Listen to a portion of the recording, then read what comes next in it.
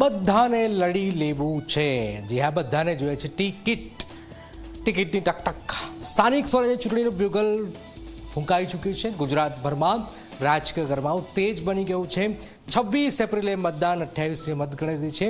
હવે ટિકિટ મેળવવા માટે રાજકીય મેદાનમાં દાવેદારોની જબરજસ્ત દોડધામ છે।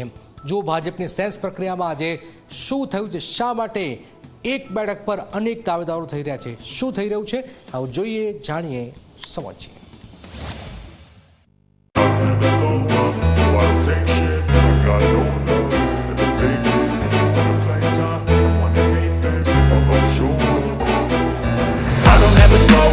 No, I don't take shit, I got no love for the fakeness. If you wanna play tough and wanna hate this, I'll always show up and make a statement. I don't ever slow up, no, I don't take shit, I got no love for the fakeness. If you wanna play tough and wanna hate this, I'll always show up and make a statement. Everything I do so અહીં કુલ 178 બેઠકો માટે sense પ્રક્રિયા હાથ ધરાઈ। જિલ્લા પંચાયતની 28, કલોલ તાલુકા પંચાયતની 22, કલોલ નગરપાલિકાની 44, દેહગામ તાલુકા અને નગરપાલિકાની 28 અને માણસા તાલુકા પંચાયતની 28 બેઠકો માટે ઉમેદવારો મેદાનમાં ઉતર્યા। ચિલોડાના એસપી રિસોર્ટ ખાતે દાવેદારોનો ભારે જમાવડો જોવા મળ્યો।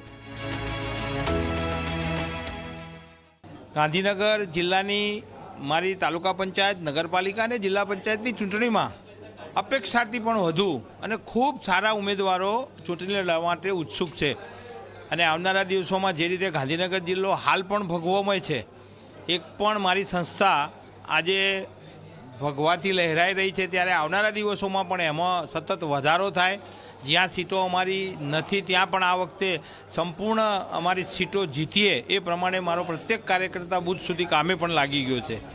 મહેસાણા શહેરમાં આ વખતે ખાસ ઉત્સાહ છે। મહાનગરપાલિકા બન્યા બાદ પહેલી વખત ચૂંટણી યોજાઈ રહી છે। 13 વોર્ડની 52 બેઠકો માટે 450થી વધુ દાવેદારોએ અરજી કરી। આજે વોર્ડ 1 થી 6 માટે સેન્સ લેવાયું, જ્યારે આવતીકાલે બાકીના વોર્ડ માટે પ્રક્રિયા હાથ ધરાશે।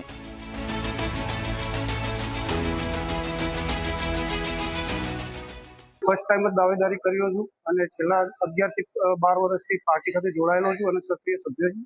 અને પાર્ટીનો જે કહેવાય સેન્સની પ્રક્રિયામાં આજે લાભ લીધો। નાનામાં નાનો કાર્યકર્તા અહીંયા આગળ દાવેદારી કરી શકે એ વસ્તુ અહીંયા શક્ય બની છે અને આજે મેં બી દાવેદારી કરી છે। જોઈએ હવે શું થાય છે। વોર્ડ નંબર 1માં દાવેદારી કરી છે। પાર્ટી ટિકિટ આપશે તો મજબૂતીથી લડી લઈશું અને પાર્ટી કોઈ બીજી ટિકિટ ના આપે, બીજા કોઈ ઉમેદવારને ટિકિટ આપે તો એને જીતાડવા માટે મહેનત કરીશું। અમદાવાદ મહાનગરપાલિકા માટે પણ સેન્સ પ્રક્રિયા શરૂ થઈ ગઈ છે। શહેરના 6 અલગ અલગ સ્થળોએ વિધાનસભા મુજબ સેન્સ લેવાઈ રહ્યું છે। દરિયાપુર વિધાનસભા હેઠળ આવતા શાહપુર, દરિયાપુર, અસારવા અને શાહીબાગ વોર્ડમાં મોટી સંખ્યામાં દાવેદારો ઉમટ્યા। શાહીબાગના રાણી સતી મંદિર ખાતે ઉમેદવારોની ભારે ભીડ જોવા મળી। જો કે અનેક કાર્યકરો નિરીક્ષકોના નામથી અજાણ હોવાનું પણ સામે આવ્યું છે।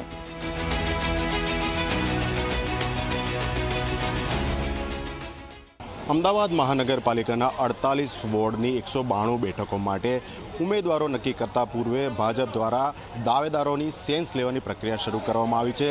શહેરમાં આજે જુદા જુદા 7 સ્થળો પર વિધાનસભા અંતર્ગત આવતા જે વોર્ડ છે તે દરમિયાન જે દાવેદારો છે કે જે ટિકિટ વાંચુકો છે કે જે ભાજપની ટિકિટ પરથી ચૂંટણી લડવા ઈચ્છે છે તેમને સાંભળવામાં આવી રહ્યા છે।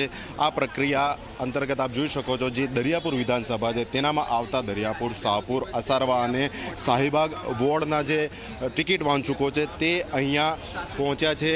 સુરત મહાનગરપાલિકાની ચૂંટણી માટે આજે સેન્સ પ્રક્રિયાનો બીજો દિવસ છે। અહીં પાટીદાર સમાજના અનેક દિગ્ગજો ટિકિટ માટે મેદાને છે। અલ્પેશ કથિરિયાના પત્ની અને ધાર્મિક માલવિયા સહિતના નામો ચર્ચામાં છે। ધાર્મિક માલવિયાના પત્ની અગાઉ આમ આદમી પાર્ટીની ટિકિટ પર વિજેતા બન્યા હતા। ભારતીય જનતા પાર્ટીના પાયાના કાર્યકર્તા તરીકે હું 1980માં જોડાયેલો હતો જનસંઘમાં, અને ત્યારે પોસ્ટર લગાવવાથી માંડીને મતદાતાઓને રિક્ષાની અંદર મતદાન મથક સુધી પહોંચાડવાનું કાર્ય કરતો હતો। અને ત્યારબાદ મને ટિકિટ પણ મળી હતી। 92માં પણ કોમી રમખાણોને કારણે ચૂંટણી શક્ય નહોતી બની, પછી રોલ બદલાઈ ગયો। પરંતુ જેમ જેમ પ્રગતિ કરતો ગયો એમ થયું કે ભારતીય જનતા પાર્ટીમાંથી હવે આ રાઈટ સમય છે મારે માટે। ચેમ્બર ઓફ કોમર્સનું કાર્યકાળ પૂરું થવાને આરે છે, જવાબદારી ઓછી થાય તો એ સમાજ સેવાના ક્ષેત્રમાં વધુ પ્રદાન કરી શકું એટલા માટે મેં મારી દાવેદારી નોંધાવી છે। વડોદરામાં સાયન્સ દરમિયાન ડભોઈના ધારાસભ્ય શૈલેષ મહેતાનું નિવેદન ચર્ચામાં રહ્યું। જય શ્રી રામ જોડે સંકળાયેલા તમામ ઉમેદવારો સારી રીતે જીતે એવો આશીર્વાદ મળે. જેને જય શ્રી રામ બોલવામાં તકલીફ હોય એનો જય શ્રી રામ કરી રાખશે. એક તરફ ટિકિટ માટે દાવેદારોનો જંગ છે તો બીજી તરફ રાજકીય નિવેદનો પણ ગરમાવો વધારી રહ્યા છે. આવતા દિવસોમાં પાર્ટીઓ ઉમેદવારોની જાહેરાત કરશે અને ત્યારબાદ સાચી ચૂંટણી જંગની શરૂઆત થશે. હવે નજર છે કે કોને ટિકિટ મળે છે અને કોણ રહી જાય છે આ રેસમાંથી બહાર, કેમ કે આ ચૂંટણીમાં ટિકિટ જ જીતનું પ્રથમ પગથિયું માનવામાં આવે છે. Bureau report, Zee media.